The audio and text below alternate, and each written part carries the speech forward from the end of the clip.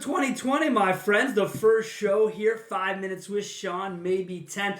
We have off of our winter break. Obviously, the winter break was filled up with, probably one of my most favorite parts of the year, the Car Biz Chronicles Season 2. Everyone on the stage absolutely brought it. I really appreciate everyone who was involved on the guest side and, more importantly, on the engagement side. Thank you all so much for watching, sharing it with your friends. It outdid the previous season. We're not really talking right now about a season 3, but you never know. Things can change pretty damn quickly. So let's get into the year, right? On my end, I was so thankful this year to have some really great people on the 5 Minute Show. Herb Anderson, you had Johnny Resurrection on the show. You had Jay with 360 Booth. There was just, if you haven't seen those episodes, head back to the YouTube channel, check it out, where you can find all of our episodes. If this is the first you're seeing of us, go back. We've got about another 115 behind us here for you to check out. Another great opportunity I had was being on different podcasts this year. And one that stands out is with Sandy Cerami. Sandy is just a true professional. He really gets how this whole thing works, and he does a phenomenal job of preparation and interviewing. And it was a real blast to be on his show. I was on a few others as well, and thank you to everyone who's asked me to be on your show, whether I've been on it or not. I do appreciate you making the offer to us. Now, from an industry standpoint, it's been an interesting watch, right? Because a lot has changed, and in the same way, nothing has changed. So let's talk about what has changed. What has changed is customer experience is now where it belongs, which is in the forefront of the discussion. We no longer need to talk about marketing. We don't need to talk about hiring and firing. What we need to be talking about is customer experience. That is what's going to set you apart from the next person. And that's what I think a lot of people found out this year. I saw an article headline, "The car business will never be the same after a tumultuous 2019. Okay. New cars were down, used were up. Anyone who was paying attention knew that was going to happen anyways. So that isn't that weird. Didn't get to 17 million, or at least the reports I've read didn't get us 17 million as an industry. Again, if you were paying attention for the last 3 years, you knew that was going to happen. You've got the bigger getting big, right? Big merger in the OEM side, and then bigger acquisitions on the retail side, right? So those big groups, they're starting to bubble. They're starting to grab all the little guys out there and put them into their group. This is an opportunity for mid-sized groups, 3, 4, 5, 10 stores, to act differently than stores that have 25, 30, 35, 40. The more they acquire, the more their processes have to be perfect across there. If you've got 10 or less stores, you better be dialed in. Otherwise, these bigger guys are probably going to come for your lunch sooner rather than later. Interestingly enough, when we talk about the industry, there's a company out there, Cox Automotive, AutoTrader known to some of you, that for, better part of 2 decades has never, ever said they were a lead provider. Well, take a second and look at this.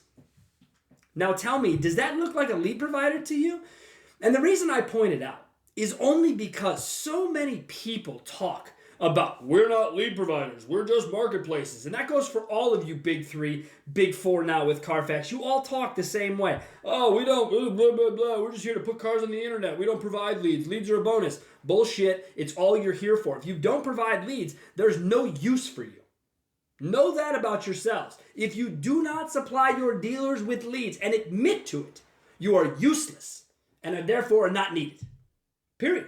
Because dealerships' websites are getting all the attention it needs on a localized basis with the help of social media. So, third-party vendors, you might want to switch the gears here in 2020. Coming out, trying to up fees every 3, 6, 9 months, those days are gone. They're gone. Now, you're going to find a few people along the way and let you do it, but for the most part, dealers have wisened up. You are reselling them their inventory, and they're tired of it. So, you're a lead provider, accept it, and move forward. That's what I would ask all of you to do on the third-party lead side, okay? Quit bitching about it, accept your fate, and be who you are. Transparency's also come up quite a bit for people this year. And it's getting old, okay? It's an old buzzword. Transparency has existed on online buying of cars for well over a decade. Now, if you at stores are still lying to your customers about the price of a vehicle or telling them one price when they show up, giving them another, you'll be phased out on your own. I don't have to tell you to stop doing it, because today's consumer will move past you and you'll either sell your dealership to someone who will be transparent, or you'll go bankrupt. Either way, it's not really my problem. So what I would ask you to do is, if you are someone in the middle, commit to transparency. It isn't that hard. It really isn't. Even if you want to make gross, just be transparent about it. Because at the end of the day, people paying for vehicles, while they may not make their final decision based on price, it's certainly how they shop. It's what puts you in the discussion is your pricing and your attitude online. And by attitude, I mean how much you're willing to give, how much you're willing to negotiate, how much you're willing to talk over the phone, online. I was up at an event in Canada this year, one of the speaking engagements we had. By the way, we had a great year of those. Thank you to everyone who invited us to come out and speak live. It was awesome. But we were out in Canada, and I asked the question to the group of dealers who were there, like, hey guys, how many of you, because we were talking about digital retail, I'll get that in a second, how many of you are willing to sell a car to a customer over the phone? Producer, how many people raise their hands? None. Zero. A room of 40, 50 people, I don't know, I'm not sure. No one raised their hands. So I ask you, if you're watching this today and you are uncomfortable with making car deals via the phone or the text machine, or even better yet, email, if this makes you uncomfortable, get out of the car business. Get out of it. Now, don't mistake what I said for digital retail nonsense, which, by the way, has completely jumped a fucking shark in 2019. I'm so over the discussion. It accounts for less than 5% of a business model. Let it sink in. 5% of a business model. Yet everything I read, everything I hear about 2020, get your goals, get in line. But if you don't have a digital retail tool, you'll be out of business. Bullshit. That's a lie. It's a complete lie. Customers don't want a full online experience. They want an honest, upfront, transparent, and quick. Okay? Quick does not mean online. So digital retail, yes, it's taking its steps. Yes, it's getting better than it was 3 years ago, but still, is it necessary? Absolutely not. Absolutely not. It's a great option to have, but be careful. You put these options on your website. I get it. You want to make it for all the customers. But remember, only 5% of the customers actually give a shit about that. You may be scaring the other 95. Now that's food for thought, huh? Scaring customers by putting a make your own deal button. Maybe they're not comfortable with that. Maybe they were just there for research. Maybe if they feel like, oh, well, maybe instead of today's get best price, maybe it's, oh my God, I got to go through the whole transaction. Now, again, I realize the tools have changed. There's opt-in, opt-out. You can jump in, jump out of a tool. I get it. But I ask you, make sure you're tracking traditional conversion, phone call, email from your website. And as you add these digital retail tools that your OEM inevitably is forcing down your throat, because what the fuck do they know about selling retail cars? You're going to want to have data to support if it is or if it is not working. I would say 9 out of 10 times in 2019, when dealers that we work with put digital retail on their websites, for the majority of discussions, lead volume by total fell. Just did. Remove the tool, lead volume back up. This is data. This is not Sean's opinion. This is data, hard and fast. We've seen it with our clients. We know it exists. And now, I want you to know that just because someone is forcing something on you doesn't mean it's good for you. And secondarily, just because you have to have it doesn't mean it has to be the focal point of the site. It could be the third CTA on a button. Now, don't have too many CTAs on your website, guys. Make sure we're keeping that VDP clean. Okay? So, 2020, here's the thing. Everyone's talking a lot about, how are we going to get better? What are we going to do? Goals and all this stuff. Next week's show, I want to talk all about goals and resolutions because, frankly, I think they're funny. And I want to tell you why I think that. But to close out 2019,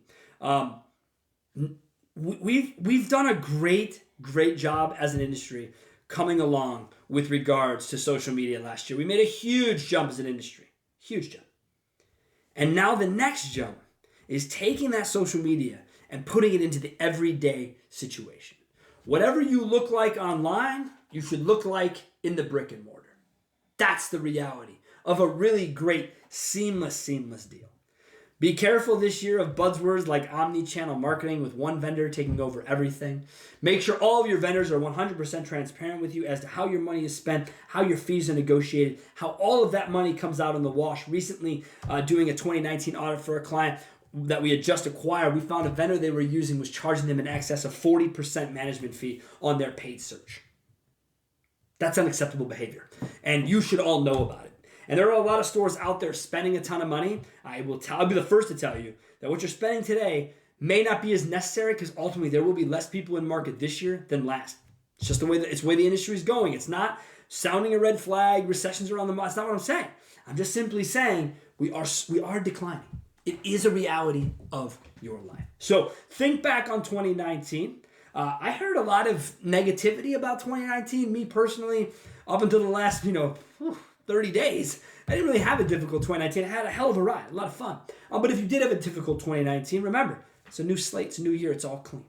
But you gotta stay committed to what you're trying to do. Okay? Thank you guys so much for joining us throughout the year. We really, really appreciate it. And I'll give you just before I go, I asked a bunch of people what they thought of kind of some of our best shows. And here's what I got back. If you haven't checked them out, again, go to the YouTube channel and do it. Your Meetings Suck. That was a fan favorite of everyone's. Co-ops. That was a fun one. Silos was another fun one. And we did some other ones, Working for Yourself, things like that. But again, guys, if you haven't seen what we've been doing, go back, check it out. And we look forward to seeing more engagement in 2020. Thank you so much.